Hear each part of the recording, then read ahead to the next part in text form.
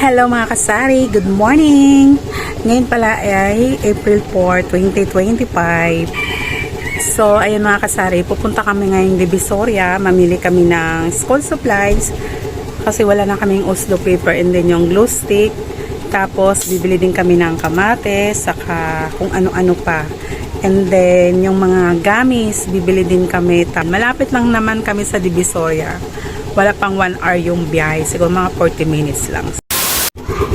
Isusarado na lang namin. Ayan yung alaga namin, oh. Ang dungis mo, Ping. Ayan, paalis na kami. Papunta na kami ng Divisoria, guys. Okay naman yung panahon. Sana hindi umulan ngayon.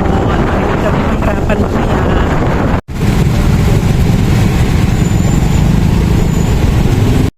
Ayan, guys. Dito na kami sa Divisoria. Ayan yung tutuban. Ayan.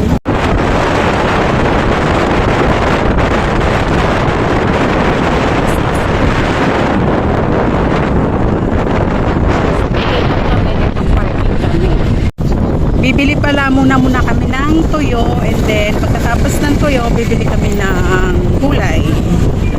Doon pa yata bandalab yung tuyo. Ayan, doon kami bibili ng tuyo doon.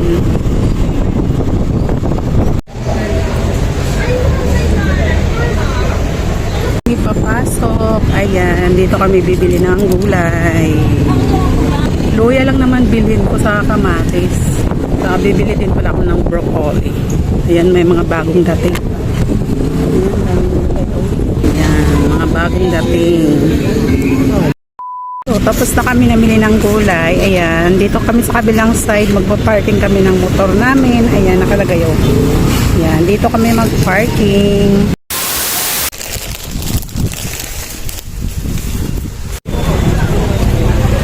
Ayan guys, tapos na kami namili ng mga gamis. Hindi na ako nag-video doon, daming tao eh. Ayan, sa harap ng Divisoria Mall kami namili. Pauwi na kami sa bahay namin. Dito siya, ayan. Medyo traffic pa rin, kahit tanghaling tapat. Ang oras is 1:34 ng hapon. Ayan, napansin nyo mga kasari, ang daming ang daming naka-e-bike dito, ayan. Ayan yung 16A. Ayan. So, sa bahay ko na unbox yung mga napamili namin. Mamaya pagdating, magpahinga lang ako ng konti. Ayan. So, ayan yung kumpuman ko. Ayan. Paghapon dito, mga alas 3 hanggang 5, sobrang traffic. So, ngayon, dahil 1:30 pa naman, hindi masyadong traffic. A few moments later. Ayan mga kasari, kauwi lang namin galing sa Divisoria. So, mag-start na tayo mag-unbox sa aming mga pinamili. So, let's go! So, dito tayo mag-start. Kunti na naman yung pinamili namin mga kasari. Kasi nasadya talaga namin is yung palamig. Ayan. Ito yung nabili ko dito sa isang plastic na to. Ayan, naka 5.77 ako. Ito yung halaga. Mas mura sa kanila kaysa saglit. Tapos, eto, bumili ako nito. Mas mura kasi sa kanila to. Ayan. 24 yung pumpatak na puhunan. Ayan siya. Tapos, lighter. Ayan. Lighter na torch. Yung brown. So, yung lighter nila is 350.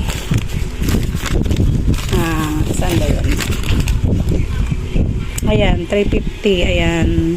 Glow stick 100. Kasi 50 pieces yun. Tapos, yung battery 110. Ano ba ito? Hindi, nalimutan ko ano yan.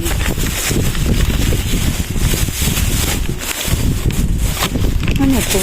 Ba't wala? Teka nga. So, ayun nga. Ito nga. Ito siya yung green cross pala. Ayan. So, una in-order ko sa dapat 868 and then nag-add ako ng cord paper kasi naisipan ko na wala na pala kami. Kunti na lang natira and then Oslo paper yan. Kaya 886 yung binayaran ko. Ayan siya guys. Sa school supply. Ang tunay yan. Ito naman siya sa kabilang tindahan. Sa katabi lang. Halos magkalapit lang sila doon. Sabi nila namin ng mga dito. Ayan sila.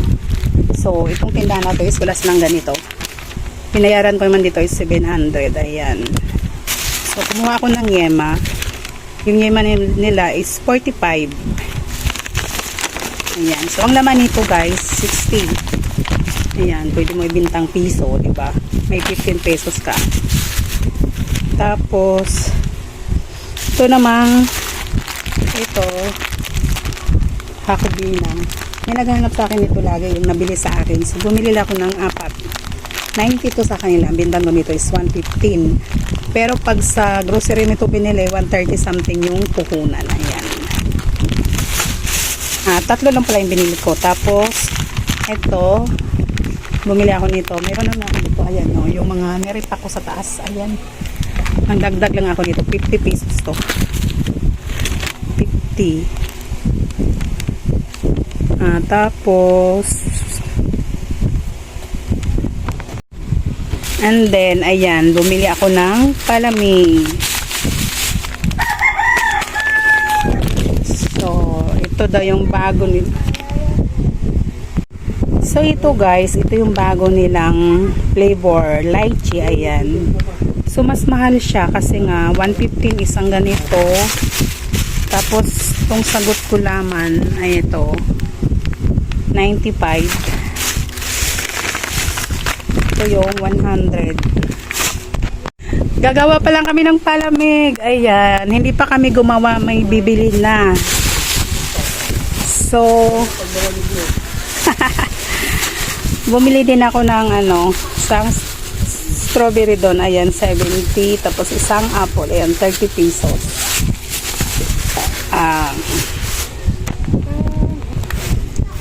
Ito naman yung nabili kong tuyo. Ito siya. Ito yung may kaliskis. 300 ang kilo.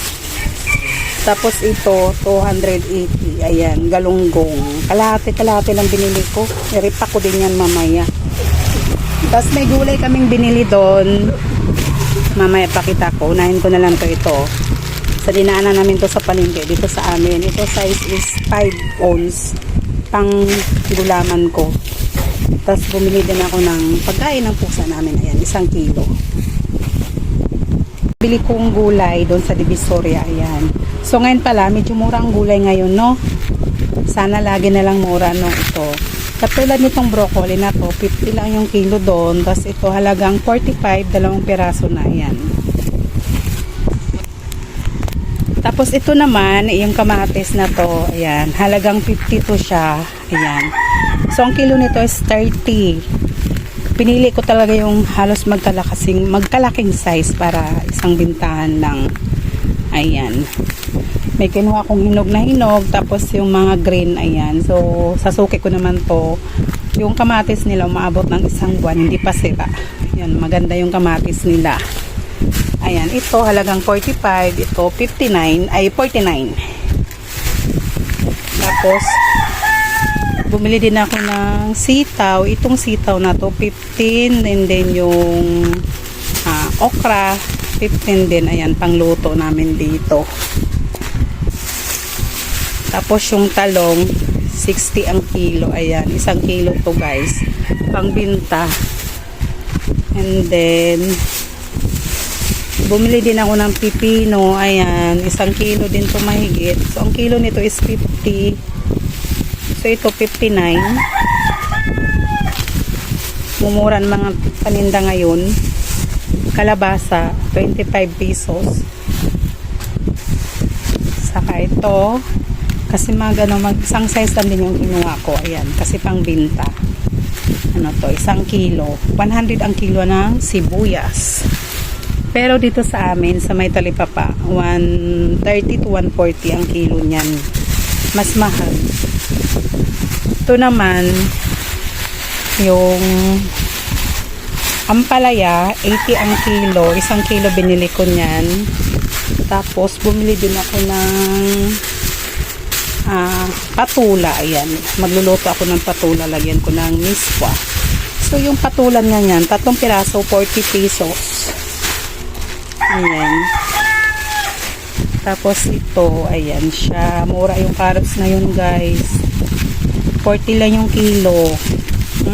Ito, 25 pesos to. Ayan o, 6 na piraso. Dito naman, 25 pesos. Ayan, kalahating kilo. Kasi doon, bawal bumili ng 1/4. Kalahati talaga. And then, ito yung pinakamahal sa lahat. Itong luya. Ayan, pinakamahal sa lahat. 135 ang kilo. So, yung kinuha ko is yung mga putol-putol na. Dahil may mga bumili naman ng 5 piso. Karamihan 5 piso. Minsan may maghanap pa ng 3. Yan. Itong isang buo na to, 138. Kailangan kumita ka dito kahit umabot ng 150. Ayan siya. So, ayusin ko lang to guys. Ayusin ko lang yan. So, ito na siya mga kasari. Ayan, nalagay na ng asawa ko yung mga gulay. Ayan. So, yung luya, nilagyan namin ng price kasi nga mahal ang kilo. Mahal ang kilo ng luya. Thank you for watching. Salamat. Bye.